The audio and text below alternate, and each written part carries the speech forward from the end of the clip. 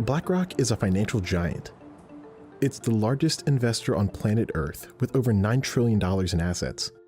That's a pile of cash equal to about 1/10 of a year's global economic activity. That means the money managers at BlackRock have a big say in how the world runs. Here's CEO Larry Fink talking to CNBC in 2021.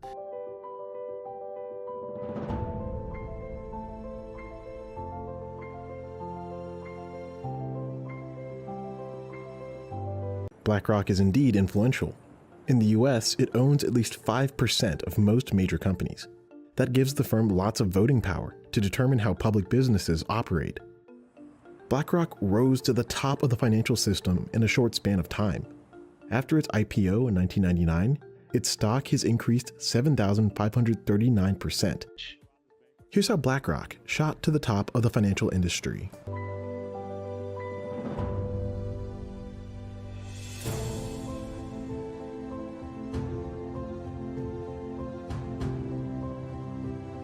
Over time, their managed assets swelled, and the company started to buy out its competitors.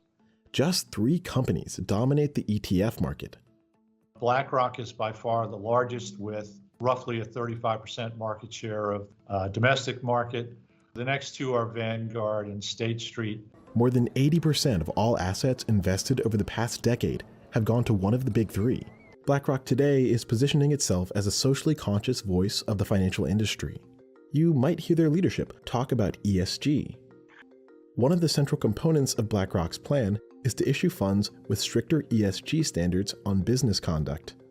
BlackRock has acknowledged that there's a chance that the green transition will push up prices and political tensions worldwide. BlackRock's call for better stewardship of society was first heard in the European Union. The investment manager has a byline on the group's framework for sustainable investment.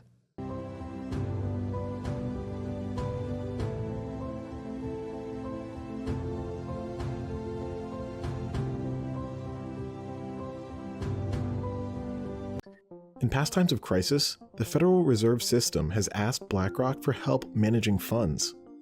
BlackRock was tapped to manage this portion of the purchases. Experts warn that BlackRock's work with the Fed could raise conflicts of interest.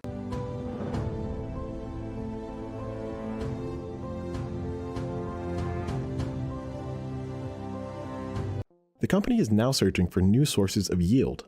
For example, BlackRock is pursuing real estate investments like student housing, apartments, retail, and office buildings.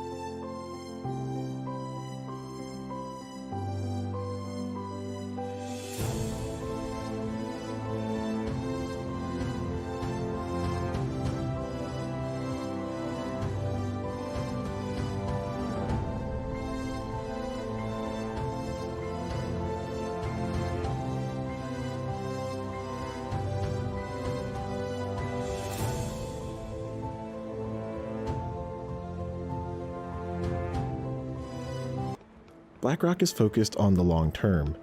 It oversees trillions of dollars in assets for a reason. Leaders and the public choose to trust them with their money. All right, this morning I have with me Colonel Douglas Macgregor, and we are going to be talking about the Russia-Ukraine war. Colonel Macgregor, thank you so much for joining us today. Thank you for inviting me. The whole thing is a travesty. The Russians, who initially went in exclusively for the purpose of reaching some sort of agreement with the West about Eastern Ukraine, about the breakaway republics, discovered that we weren't interested in a solution. We were interested in destroying them. We invested very heavily in Ukraine starting in 2014 to build this Ukrainian army that by the time the Russians intervened was about 600,000. And it was aimed exclusively at the destruction of Russia, first to attack the so-called breakaway provinces, Donetsk and Luhansk, that were in the east, and then to go on and reconquer, if you will, Crimea, which this has got to come to an end. I don't think there's much disagreement about it, but Mr. Zelensky is our puppet, and he's not going to give up or change his tune until we do. And we're not prepared to do it. Well, there was something in the neighborhood of 25 or 26 biological laboratories in Ukraine, many of them in very close proximity to Belarus and the Russian border. Some of those have been taken over, obviously, by the Russians. They've gone in there, they've gotten control of what was there. There's a lot of evidence, I'm told, for work on biowarfare, even genetic work that was designed to target Slavic peoples, specifically the Slavic population in Russia. This is very disturbing stuff, but we have been involved in similar laboratories in China and overseas. We have a similar situation in Ukraine. It's the Wild West, and has been for some time, hopelessly corrupt. You can get just about anything you want for money. For instance, we know there are between 50 and 60,000 Ukrainian children that have gone missing since this war began. We can only begin to imagine the horrors those children must be facing. I mean, Ukraine is not a normal country as we understand it. I don't know all the details. What I've told you is about all that I know. How much Hunter Biden and other members of the family were involved with this, I have no idea. But again, the opportunity to stick your hand in somebody's pocket in Ukraine and pull cash out is just limitless. That our goal is the destruction of his country, not just his removal, but its destruction and its dismemberment. We've got lots of people in Washington talking openly about that. Remember, Russia is rich in resources. There are lots of people who would like to get involved with it and rape the place and take whatever they can and profit from it. This is an ugly story. There are reasons why these things are happening, and most of them have nothing to do with liberal democracy or our supposed values, whatever they are, since we continually ignore international law whenever it suits us to do so. It's mostly a competition now between China and the US. That's very dangerous, not just for Europe, but for the whole world. سرعة التغيير القادمة أكبر بكثير مما نتوقع. May be the beginning of that shift in finance, in political power. We have to uphold our responsibility, which we have towards the next generation.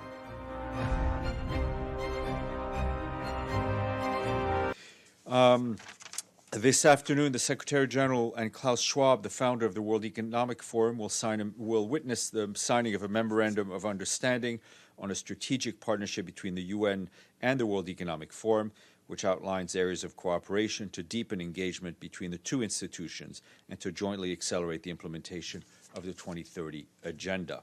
Our interview partner is a former high-ranking member of the United Nations. So this is a main important point because UN agenda for 2030 is equal Davos agenda. Is it so? In effect, what you're saying is that the UN is now indistinguishable from the World Economic Forum, or Davos in short, because it is being controlled by the same ideas and the same oligarchs. Totally, 100%.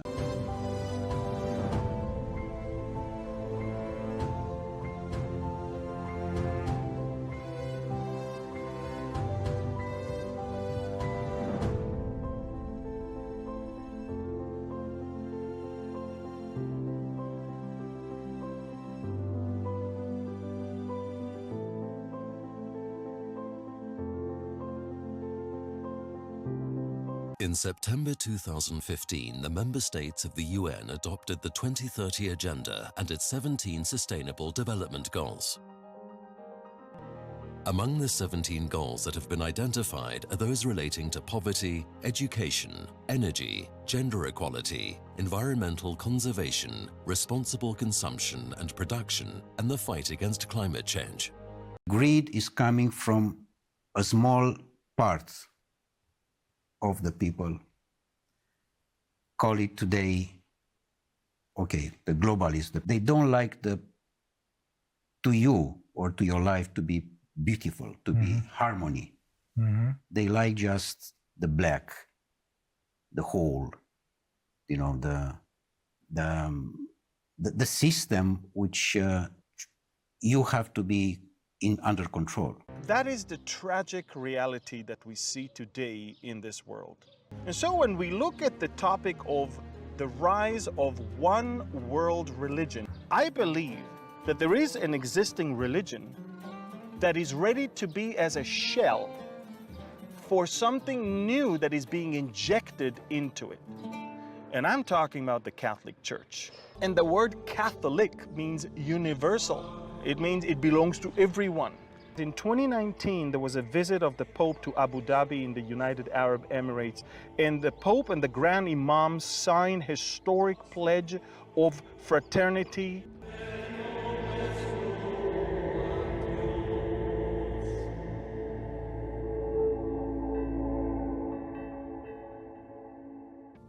Con gioia e nostalgia facciamo crescere la nostalgia, perché questo ci spingerà a trovarci, a abbracciarci, perché questo è un miracolo, il miracolo dell'unità è incominciato. Throughout history, the key for power and large-scale cooperation is telling stories. We are at an inflection point, I believe, in the world economy. Not just the world economy, in the world. And now is a time when things are shifting. There's going to be a new world order out there. And we've got to lead it. And we've got to unite the rest of the free world in doing it. On January 31st, 2021, it says Biden and Pope Francis could make a climate change miracle. You see, it's no longer about the Bible. It's no longer about the gospel. It's no longer about Jesus. It's about climate change now. Problem is that these oligarchs, all of them, are related with the system of the pedophilia one, because we know that there are more than 8 million children per year which they disappear. 8 million does mean the entire population of Austria. Jij bent politicoloog en werkt vanaf 1983 voor de Europese Commissie. En in 2008 richtte je een organisatie op Against Child Trafficking. En hiermee strijd jij tegen interlandelijke adoptie die jij gelegaliseerde kinderhandel noemt. Correct, ja. Want ik wilde mensen laten zien, het verhaal vertellen van wat erachter zit, wat er gebeurt achter de schermen van de politiek en van internationale organisaties en samenwerking. Kinderen kunnen ook dus verdwijnen voor hele andere dingen dan adoptie. En daarvan hebben we ook wel de bewijzen gevonden dat bij de adopties heel veel hooggeplaatste mensen betrokken waren, die allemaal een zekere bescherming genoten door hun positie. En dat de adoptienetwerken geïnfiltreerd waren door pedofiele netwerken. Het gaat er mij om, als een hele hoge justitieambtenaar of mensen die zo hoog zitten, zo chantabel zijn door dit soort praktijken, dan valt een rechtsstaat weg. Iedere keer zie je dat van bovenaf de zaak wordt geblokkeerd. Ik las dat een Duitse jongen op een zeilboot is gestorven omdat er hooggeplaatste mensen aan boord waren, is de moord verzwegen. Want in feite is dit dus geheime informatie. Dit is zo'n complot dat je het zelf niet geloven kan. Maar ik zit er nu hoeveel jaar in? Het is heel ernstig. Het is echt... Het is niet voor niks dat jij dit mijn levenswerk noemt, maar ik kan hier niet mee leven. Ik ben anders opgevoed. Maar het is, ik heb genoeg gezien dat ik weet dat die belangen er allemaal zijn en dat die in alle landen zijn. En er is een industrie, er is een vraag, hè? Daarnaar, naar organen en naar kinderen. Dus, Roemenië, dat speelt eigenlijk dus ook rondom de toeslagaffaire. Ja, precies. Op internationale markten. Dus we hebben nu gewoon buitenlandse investeerders die eigenlijk onze jeugdzorg in bezit hebben. Maar als je daarachter gaat kijken, dan zitten er hele grote financiële investeerders achter. Ja, Blackrock weet ik niet of die al in de kinderen zit. En Goldman Sachs weet ik. En dit is echt heel erg, ja. Een beetje emotioneel, ja. Ja, ik weet het. Het mij trekt altijd het bloed uit mijn handen, ja. Ach joh. Heel heftig verhaal, maar dankjewel. Jezus. Wat een verhaal.